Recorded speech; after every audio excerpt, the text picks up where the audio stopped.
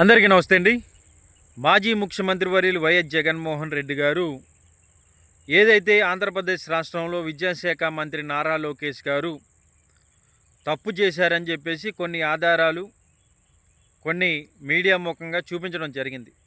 So దానికి అనుగుణంగా ఏదైతే మెగా డిఎస్సికి అప్లై చేసినటువంటి ఉద్యోగులతో కూడా భేటీ అయినప్పుడు గోల్డ్ మెడల్ సాధించినటువంటి విద్యార్థులకు కూడా మెగా డిఎస్సిలో పోస్టులు రాలేదని, మెగా డిఎస్సిలో 400 ఉద్యోగాలు డిగ్రీ కూడా లేనటువంటి వాళ్ళకి ఇచ్చారని చెప్పేసి మెగా డిఎస్సి ఉద్యోగులు జగన్మోహన్ రెడ్డి గారికి చెప్పడం జరిగింది. సో కాక్రోజులు జనతా పార్టీ ఏదైతే ఢిల్లీలో జంతర్ మంతర్ దగ్గర చేసినటువంటి పోరాటం ఉందో, ఆ పోరాటానికి మన నరేంద్ర మోడీ గారు కూడా తలొంచి ఆయన ధర్మేంద్ర ప్రధాన్ విద్యాశాఖ మంత్రి పదవికి కూడా రాజీనామా చేయించడం జరిగింది. సో దానికి అనుగుణంగా ఆంధ్రప్రదేశ్ రాష్ట్రంలో విద్యాశాఖ మంత్రి నారా లోకేష్ గారు ఏదైతే మెగా డిఎస్సిలో అవకతవకలు జరిగాయని చెప్పేసి మాజీ ముఖ్యమంత్రి వర్యులు వైఎస్ జగన్మోహన్ రెడ్డి గారు కొన్ని ఆధారాలు, కొన్ని సాక్ష్యాలు, కొన్ని ఆడియో రికార్డులు ఇవన్నీ కూడా ఆయన సోషల్ మీడియా వేదికగా పంచుకోవడం జరిగింది.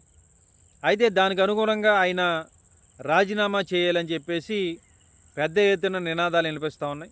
సో ఈరోజు ఏదైతే మెగా డిఎస్సిలో అవకతవకలు జరిగాయని 28వ తారీఖున అన్ని జిల్లాల్లో కూడా కార్యక్రమం చేశారు.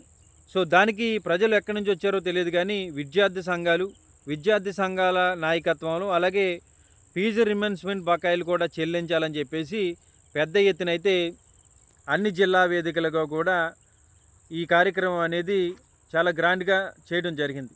సో నిజంగా ఏంటంటే విద్యార్థులకి న్యాయం చేయాలంటే నారా లోకేష్ గారు రాజీనామా చేయాలని చెప్పేసి పెద్ద ఎత్తునైతే ఆంధ్రప్రదేశ్ రాష్ట్రంలో నినాదాలు వినిపిస్తున్నటువంటి పరిస్థితి కనబడుతోంది.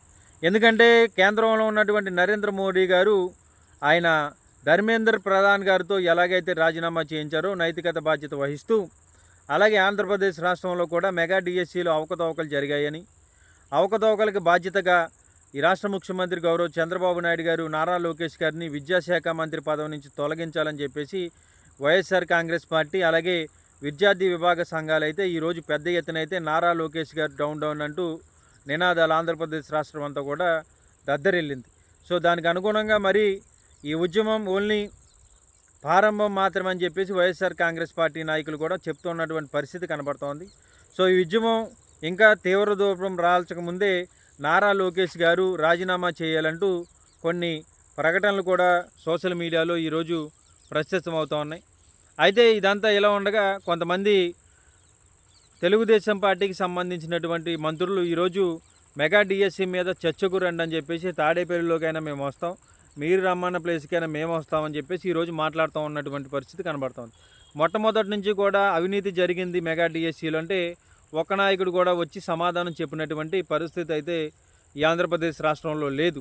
కానీ ఈరోజు ఎప్పుడైతే కాక్రోజులు చూపించినటువంటి చొరవతో అక్కడ ధర్మేంద్ర ప్రధాన్ గారు రాజీనామా చేసిన వెంటనే ఇక్కడ వైఎస్ఆర్ కాంగ్రెస్ పార్టీ అలాగే వింగ్ జనరల్ సెక్రటరీలు వీళ్ళందరూ కూడా సోషల్ మీడియాలో ఉన్నటువంటి అందరూ కూడా నారా లోకేష్ గారు అలాగే యువత విద్యార్థి విభాగ సంఘాలన్నీ కూడా నారా లోకేష్ గారు రాజీనామా చేయాలంటూ పెద్ద ఎత్తున నినాదాలు ఈ రాష్ట్ర వ్యాప్తంగా ఇవ్వడంతో ఈరోజు మీరు చర్చకు రావాలని చెప్పేసి కొంతమంది మంత్రులు మాట్లాడుతున్నటువంటి మాటలు.